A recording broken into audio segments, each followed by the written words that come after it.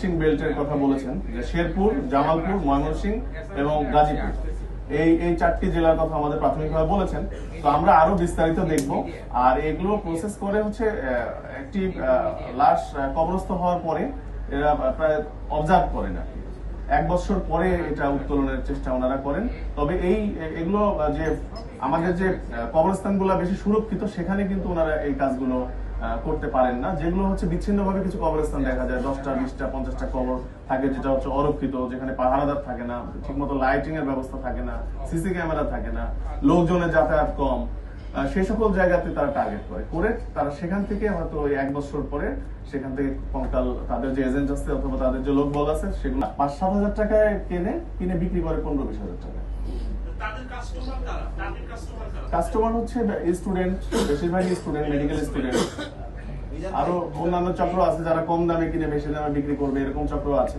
তবে এই চারজনই রিলেটেড আর কি, মানে কেউ যারা কবর থেকে এই হাড়গুলা উঠাচ্ছে, যারা কবর থেকে এই হাড়গুলো আবার প্রসেস করতেছে এবং তাদের কাছ থেকে নিয়ে আবার সেগুলো আবার সুন্দর করে কঙ্কাল বানাচ্ছে, এই প্রসেসের সাথে চারজনই ইনভলভ। এবং ফাইনালি হচ্ছে বিক্রি করে হচ্ছে স্টুডেন্টরা। স্বীকার করেছে যে তারা গত কয়েক বছর যাবতই এই কঙ্কাল যে অবৈধভাবে যে কবর থেকে উত্তোলনের পরে প্রসেস করে যে বিক্রি করার এই কাজের সঙ্গে তারা যুক্ত।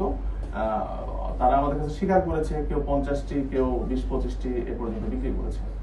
তো এটি আমাদের আপাতত অভিযানে আমরা যেটি পেয়েছি। তো তাদের বিরুদ্ধে আমরা আইনগত ব্যবস্থা প্রক্রিয়াধীন, মামলা রুজু হয়ে গিয়েছে, তাদেরকে একটু পরে বিজ্ঞ আদালতে প্রেরণ করা হবে। তো প্রাথমিক জিজ্ঞাসাবাদে তারা আমাদেরকে যেটি বলেছেন যে তাদের সাথে আরো অনেকে রয়েছে যারা কবর থেকে লাশগুলো উত্তোলন করে। প্লাস হচ্ছে তারা মেইনলি তারা ময়মনসিংহ বেল্টে কাজটি করে, গাজীপুর, ময়মনসিংহ, শেরপুর, জামালপুর এই বেল্টে কাজ করে। তো আমরা ফার্দার রিমান্ডে নিয়ে এসে তাদেরকে আরো জিজ্ঞাসাবাদ করব এবং এই চক্রে আরো যারা বাহিরে রয়েছে তাদেরকে আইনের আওতায় আনার চেষ্টা করব। বাহিরেও আরো অনেক কঙ্কাল রয়েছে একটি জায়গায়। সেটি কোথায়? সেটি হচ্ছে উত্তরা পশ্চিম থানার তাদের যে ক্যাম্পাস, এই যে সেপোলা ডেন্টাল কলেজ এন্ড হসপিটাল, এই ক্যাম্পাসের পাশে। তো আমরা তাৎক্ষণিক রাতেই টিম পাঠানোর পরে সেখানে গিয়ে আমাদের টিম আগের 3টির পরে আরো 44টির বডি একটি রুমে পায়। তো 402 নম্বর রুমে ছড়ানো ছিটানো অবস্থায় ওই জায়গায় একটি ইয়েতে পায়, বিভিন্ন ব্যাগ বস্তা ভর্তি করে প্রাথমিকভাবে স্বীকার করেছে। তারা প্রাথমিকভাবে স্বীকার করেছে এবং আপনারাও দেখেছেন যে র ম্যাটেরিয়ালস গুলো অথবা কঙ্কালের যে পার্টস গুলো আছে সব কিন্তু রিয়েল। এখানে কিন্তু প্লাস্টিক অথবা অন্য কিছু দিয়ে বানানো না, একবারে হিউম্যান বডির একবার র ম্যাটেরিয়ালস